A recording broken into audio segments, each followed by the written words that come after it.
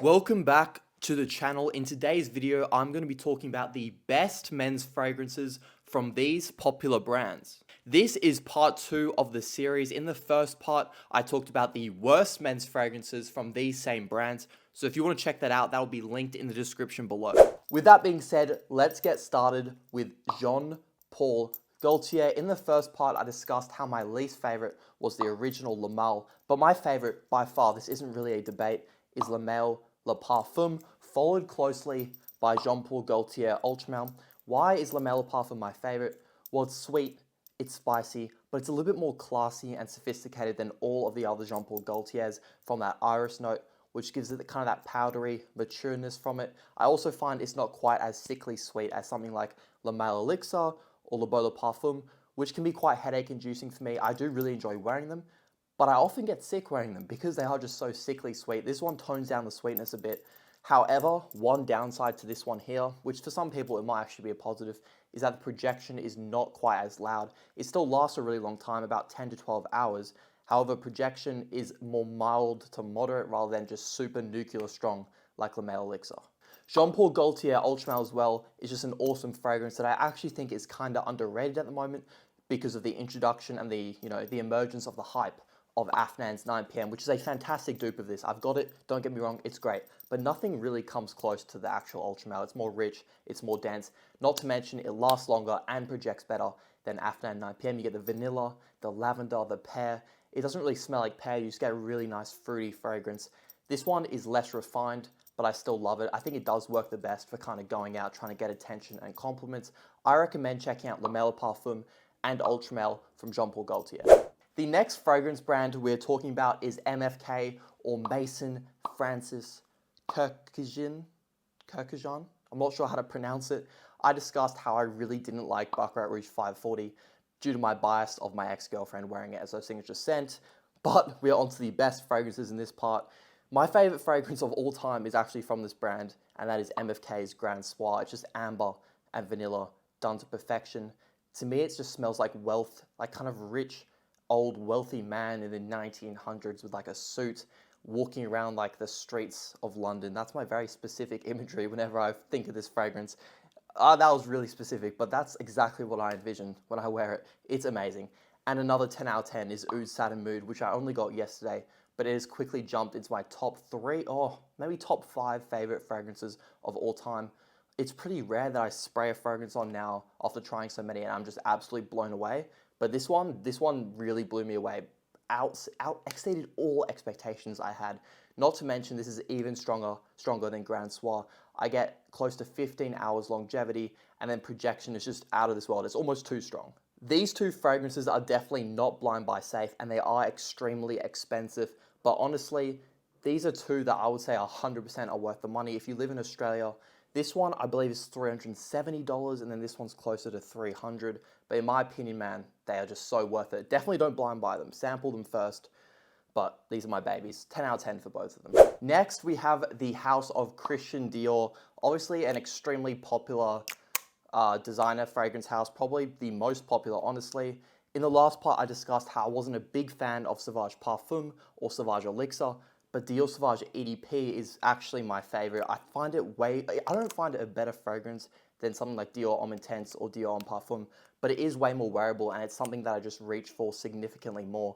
The DNA is just so easy to pull off for the gym, for going out. You can literally wear this to the office if you wanted to. The EDP is just a little bit more refined than the EDT. It's a little bit less screechy, and as I'm getting older, I find that is something I prefer. The EDT though is still really, really solid. Yes, it's getting a bit overused, and yes, I do smell this in public every couple of weeks, but if you don't mind, and you own a lot of fragrances, I feel like this is one that every guy should have. I really, really like it. I'm going to give this one an 8.5 out of 10. The Dior private line, like Tobacco, I don't know how to pronounce it, and Vanilla Diorama, I've tried. That one's really good. Ombre Nuit is really good.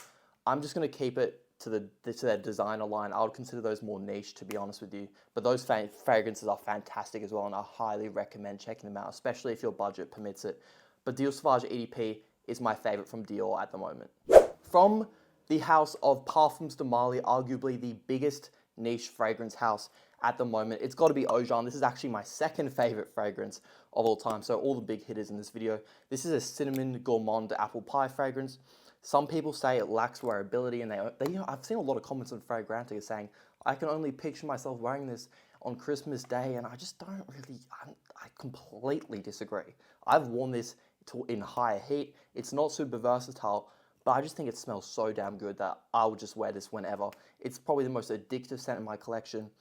You know, all you fragrance weirdos watching this probably smell the caps of your fragrances every night. I know you guys, don't lie to me, I know you do it. And for me, this is the one that I smell every single night. I would wear this to sleep if it didn't make me sneeze. It's amazing. It's a 10 out of 10.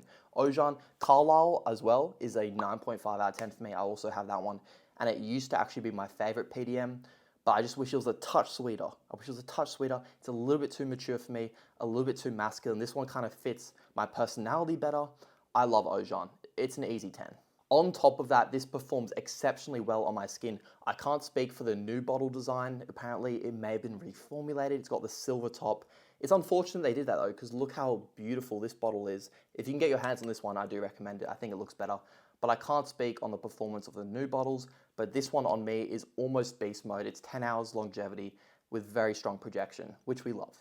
And finally, we have another niche house of Xerjoff, and my favorite at the moment has got to be Casmerati's Italica. This one isn't really talked about much. I think it's talked about more in the women's perfume type of community because it does lean a bit more feminine. This is basically as pure of a gourmand as you're going to get. It literally just smells like sugar cookies, like freshly baked sugar cookies with some caramel, some almond.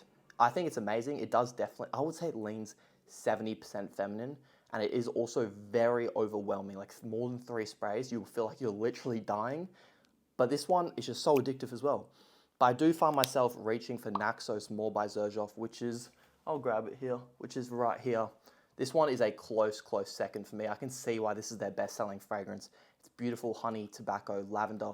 Both of these are a 10. I think my heart just wants to say Italica is the best though.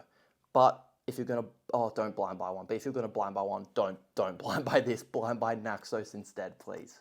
A close third place would be Xerjoff's Torino 21. This is a beautiful, fresh, realistic, sharp, citrusy lemon mint scent. It literally smells like a freshly made mojito cocktail with great performance for a freshie. I just wish it came in a 100ml bottle. I think that it actually does. It's just not in Australia yet.